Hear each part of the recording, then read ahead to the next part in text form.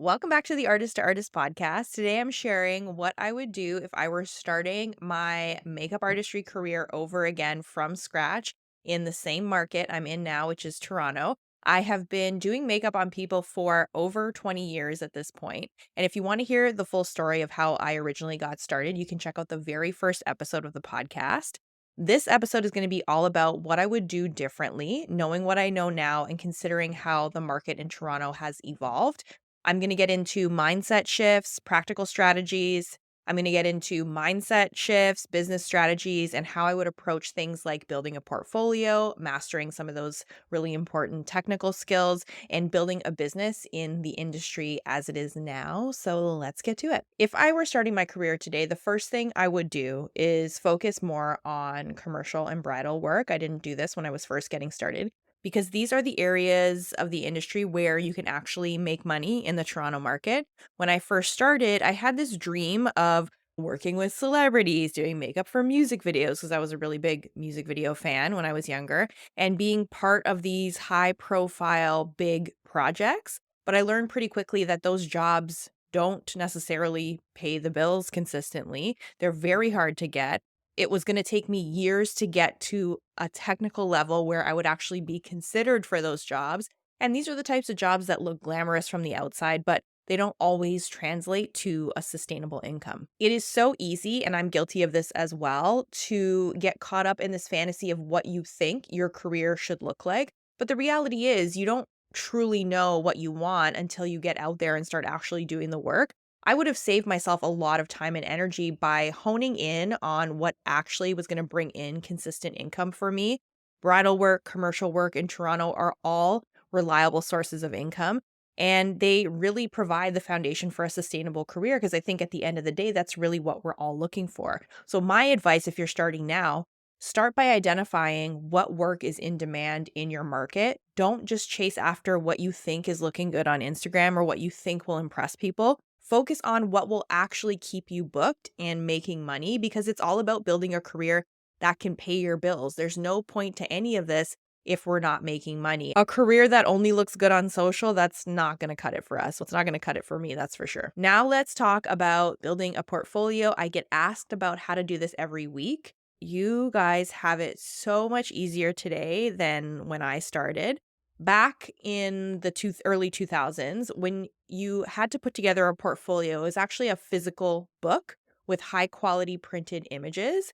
And they had to be shot by a professional photographer in a studio setting. And this means the photos needed to be properly retouched. To get those photos, you obviously had to network with a photographer that has access to a studio. You have to secure those kind of collaborations with photographers, stylists, hairstylists. It was a whole team effort, and it was definitely this whole process. Today, you can just take a well lit photo with your iPhone and post it on Instagram, and that counts as proof of your skills.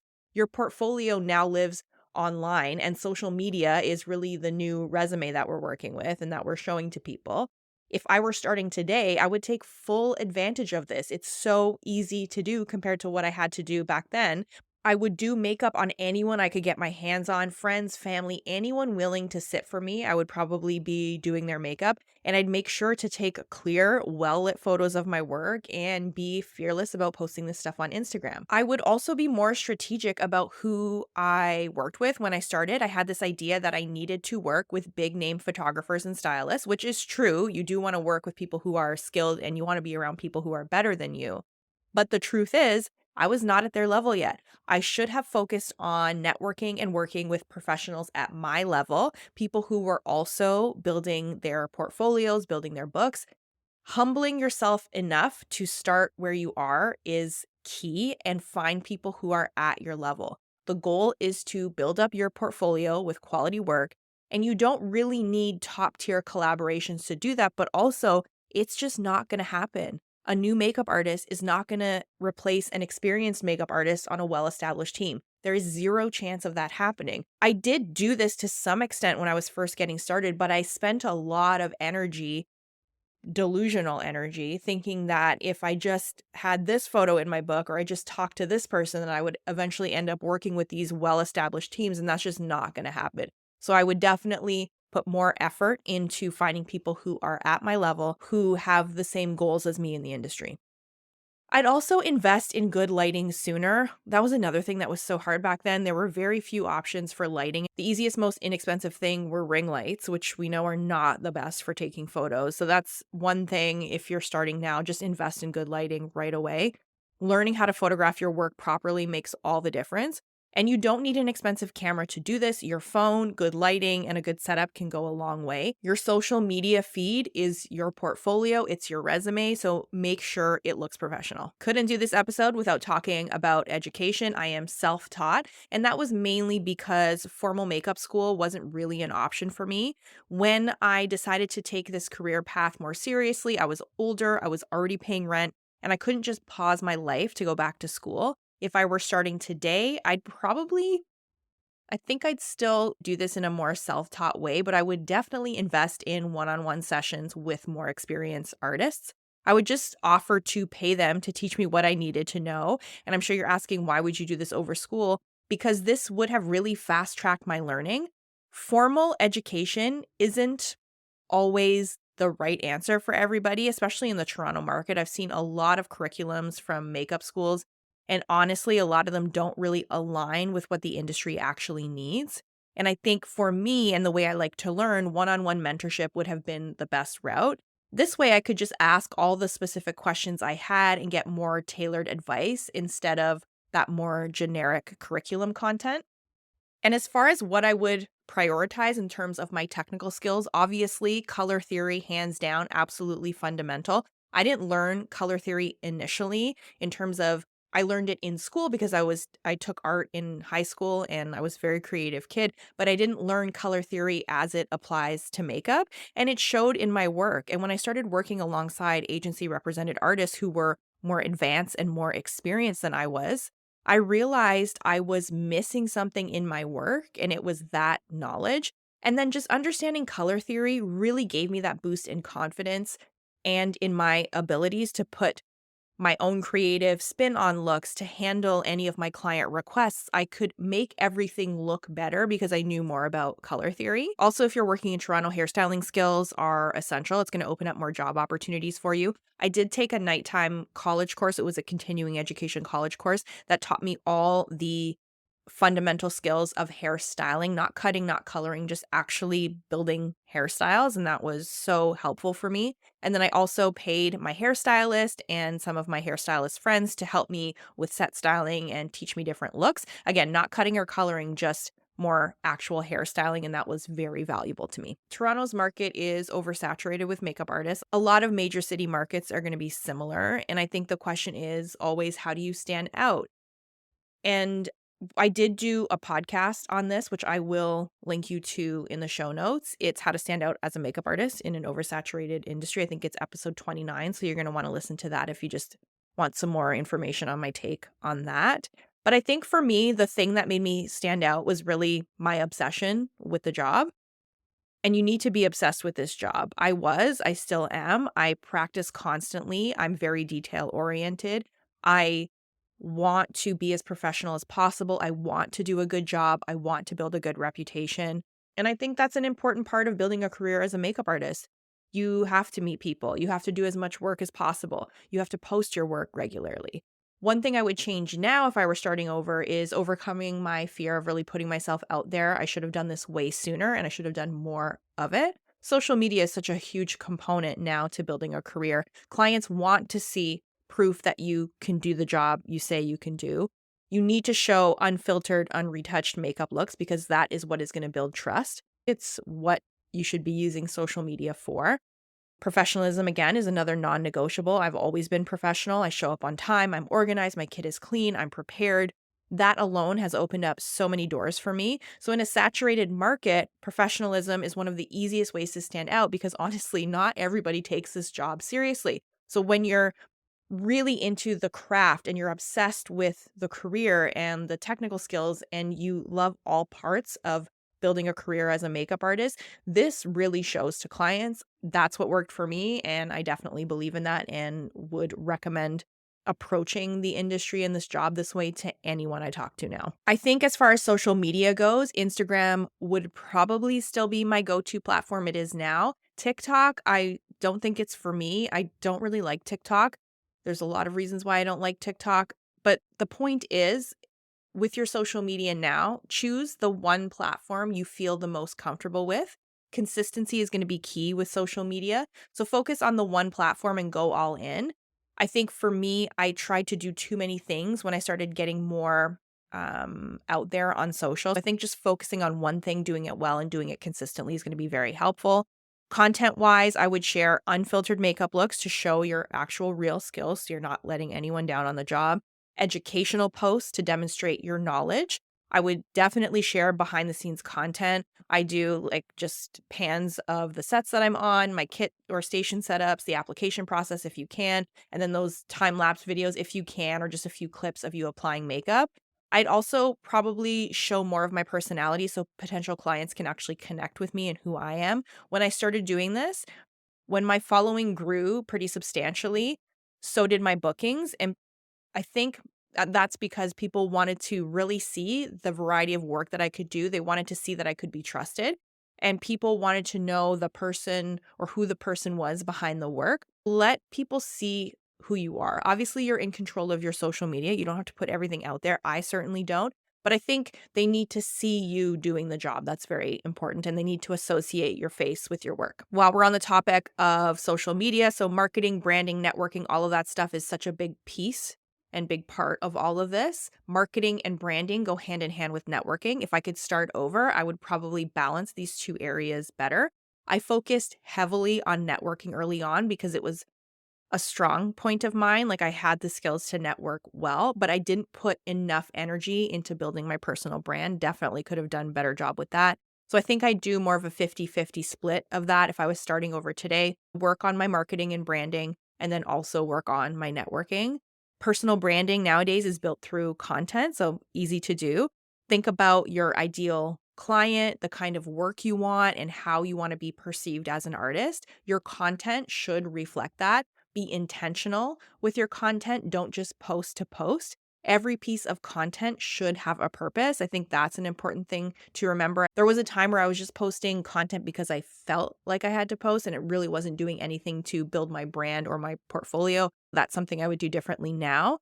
Networking today is way easier than it used to be thanks to social. So slide into those DMs, send emails, and really do not be discouraged if you don't get a response immediately. It's a slow process. You want to focus on building genuine connections without expecting something in return. If you're following and engaging with people, it should be because you like what they're putting out there, you like the type of work that they're doing, not just because you need something from someone.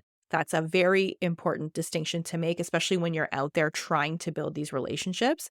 The industry is small and people remember when you're genuine and they remember professionalism. They remember when you're kind. They remember when you're not just after them for something. Something I wrote down for this episode is that I would have been more strategic about pitching myself to potential clients because I didn't really do any of this when I first started. And now there's so many ways to do this easily. You have Canva. You can find people's information on LinkedIn. You can find anything you want to about a company or a brand on the internet. So it's very easy to pitch to your clients. There's ChatGPT.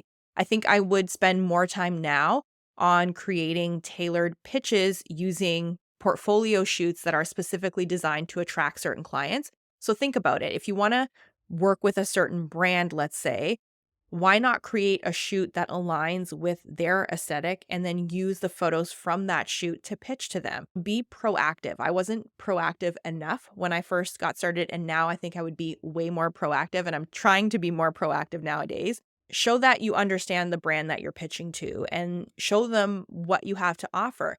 Now, they may not be interested in looking at your pitch, but if that's your ideal client and that's who you want to work with, that creative or TFP shoot is not a waste because you still have those photos that are still targeting your ideal client that you can share on social and you can use as a pitch to a couple brands, perhaps. Definitely be more proactive and don't waste your time on shoots that are not going to help build your portfolio.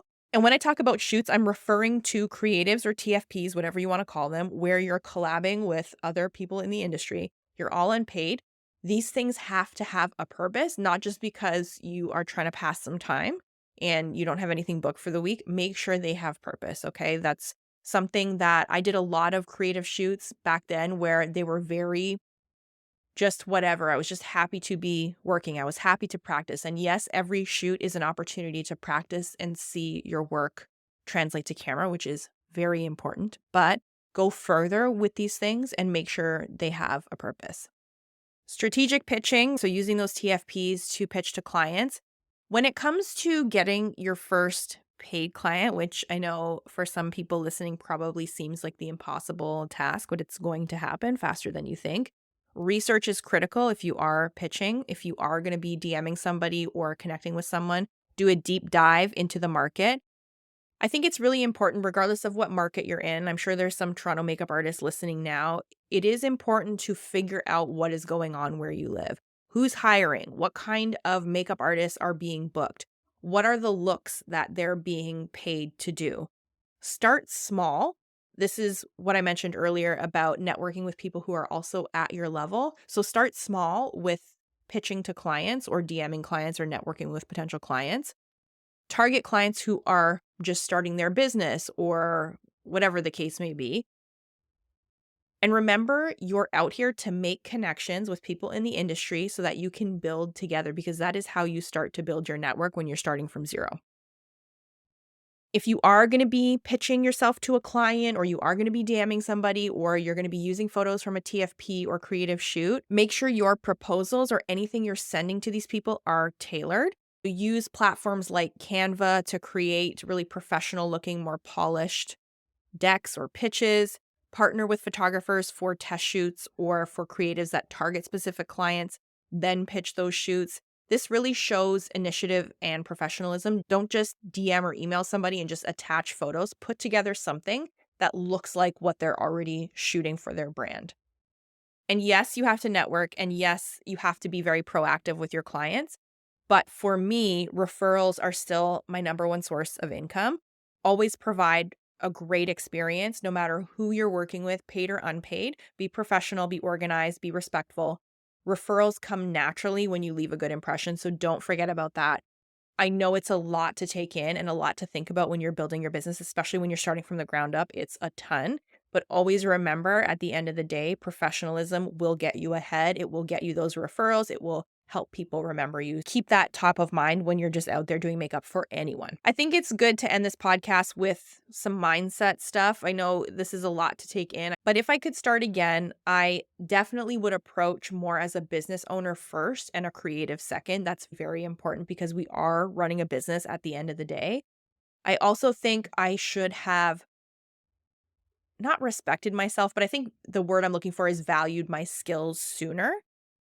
It's hard to do that because your confidence as an artist really takes time. But I think if you can really see this as a business, and in doing that, you have financial goals, you're more strategic about your networking, all of the things that we just went over in this episode, I think you can speed up the process of this whole career by doing this. Ignore the noise on social media, please. The industry is not even close to what it looks like online. I can promise you this. Careers are not built overnight. They can't be broken down into 7 simple steps or whatever people are selling you to get a 6-figure income. It's just not, it doesn't go like that.